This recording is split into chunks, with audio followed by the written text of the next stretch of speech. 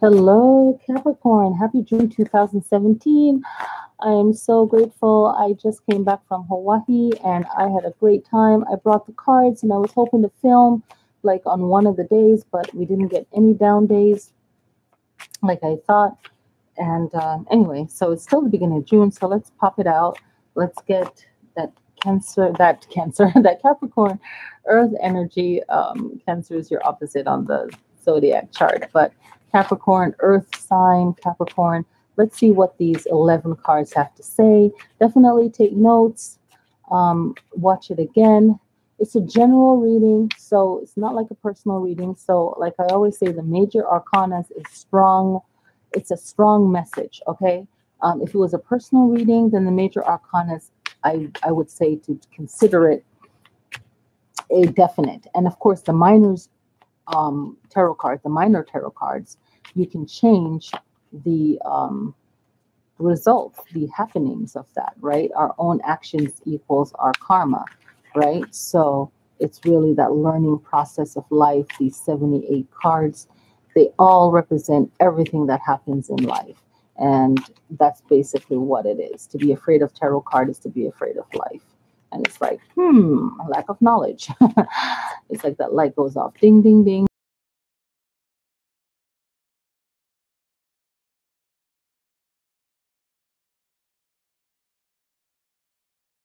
So, all right. So this card, we have the Devil card, which can represent ego or just focusing on self, right? Really protecting yourself from people that mess with you first, right? Everyone has that type of energy within them, and then we can choose to just ignore the person and let their own karma deal with their sorry butt, right? So I'll call out what the cards are first and then we'll continue on. I have the New Orleans Tarot deck. When I start reading it, I start from this card and then keep going this way. And then we will do the animal spirit. I'll tell you the love meaning of it and also the general reading. So we have first a major arcana, the Devil card. Then we have the Queen of Staves. Then we have the Nine of Staves, Eight of Coins, Knight of Cups, Six of Coins, Eight of Staves, King of Cups, Five of Swords, and we have the Empress card, and then we have the King of Swords. So the Devil card represents that energy, like I said, of focusing on yourself and really not worrying about other people, especially if you have been caring so much about other people and you're like, this is a waste of my time, this is a waste of my energy. Or you could always been that way where you're really less concerned with other people and feel like that's their responsibility, they're responsible for themselves.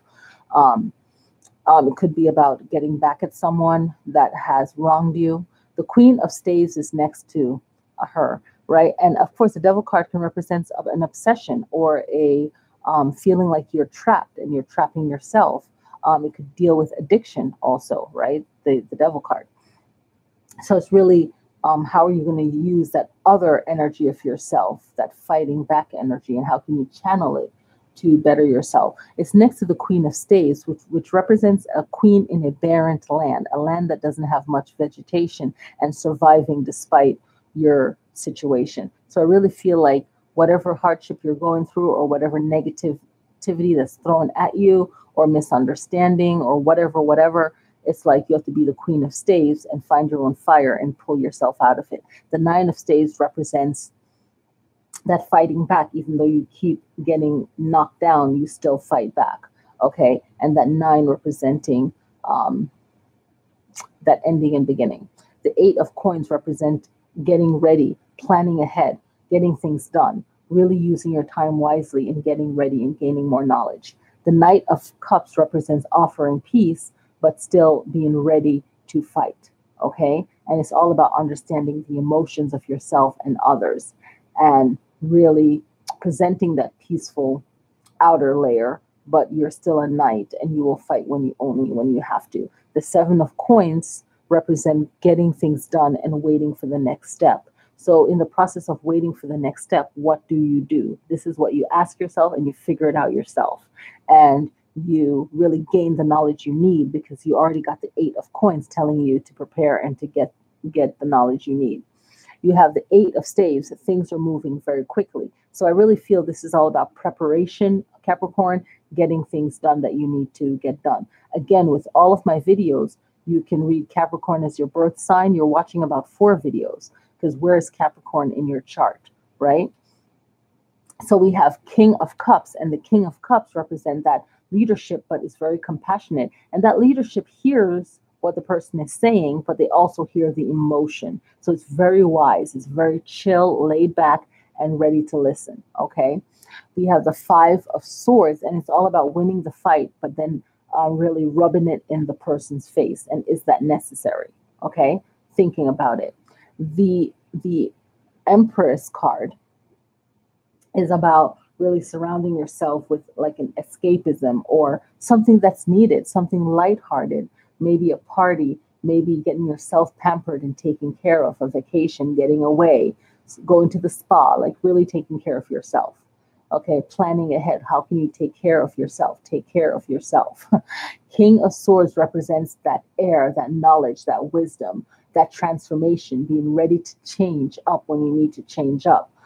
Words, the power of words. If I'm reading this for a love reading, the love reading would be looking at your, it's pretty much the same thing, but directed to love. So it's really seeing, okay, how can I focus on myself to make myself better, to make myself happier, to welcome love into my life if I'm single. And if I'm not single and I'm married, then it's really focusing the energy on the Empress card to focus in on all of the meaning of the card and focus it on making time for self and to really expand on the essence of love and the essence of what each person will feel would be like a spa day, right? So a spa day to you could be actually going to the spa, but what is a spa day to your spouse? You know, it could just be being home, watching a movie, eating, whatever. So it's really focusing that energy on that. So in the reading of this card, it's really, or the main message in this card reading for Capricorn, it's really focusing your energy, right, to really manifest what it is that you really want, right? It's really focusing your energy on what you want. Okay, your outcome. All right. So let's look at the New Orleans Voodoo Tarot deck. Okay, and I wanted to pull just one card from the deck, like I did the animal card, but they weren't having it, so I pulled 5. So you have on page 66, because I like to know where it is in case you have the book, you can go right to it.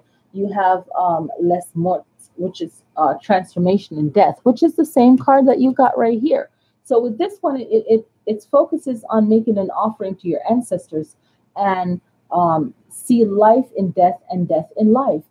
Ancestor money, burning ancestor money is one practice. Lighting a white votive candle and putting a little glass of water that is just a special glass of water that you would do for ancestors. Maybe someone just passed in your family and you want to send them into the light and wish them well, or just honoring ancestors, right? Figure it out. How does this work for you? So on page 154 is La Sarine, and this is that water mermaid energy, okay? That water mermaid energy, the world as a womb, right? Sacred songs, the mixture of spoken words and music, bridging the two together. And I think of it as honoring and healing, right? That's how I think of it. It could be sexual too if you interpret it that way. The color blue is also in the definition of this card. The power of empathy. All right. It makes me think of the Knight of Cups. Even though he's a warrior, he's offering that cup. There's a dove here for peace, right? So the card talks about the power of empathy, emotional connection, and marriage. So what does that mean for you? Now, the third card is Ochosi, and that's on page 186. And that's that earth energy, the hunter, right? The forest. It makes me think of a centaur in a sense, but it's a hunter. Okay, it's a warrior. It could be a chief for you. It could be the native of that land, and he's a hunter. He's thought of as the forest, the earth energy, getting things done, taking good use of the things you have, not wasting your time, not wasting the things you have. If you're wasting food, is that spilling over into other parts of your life? Ochosi, to me, it represents time, right? So the time it takes for that hunter to be still and quiet, like an animal being aware of his surrounding or her surroundings. Time equals being in the moment. So how can you be in the moment of your life and fully focus? Okay. So now we have Oshun, the goddess of love, the sweet water of the river. Okay, that is on page 158, the sweet water of the river. So in the last full moon we had at the end of May, Venus was in Cancer. So Capricorn plus Venus, right? So you think of Capricorn and Cancer opposite on the zodiac chart. Capricorn is that earth energy that works well in the matrix, right? When it's in pure Capricorn energy mode.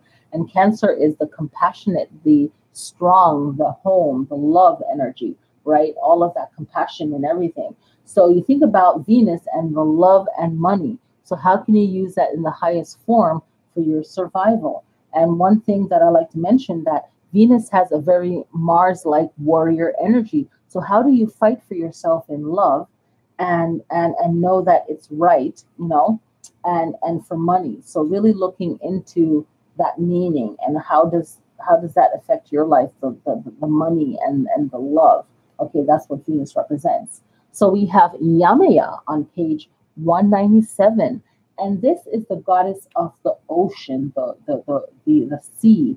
Okay, it represents beauty, the power of beauty, ocean, water. And what I channeled when I got the card was respect the mother equals love. So you think about the bond of the child and mother and the love. What does that mean for you? And how can you incorporate that in your life? And this card also shows the pregnant Orisha equals giving birth in the water. So giving birth, new life, new things. How can you give birth to new things in your life? So that's something to definitely think about. So let's get some guidance from the power animals. Like I said before, they are definitely aware of their surroundings more than humans, and we can always learn from our animal friends. So let's check it out.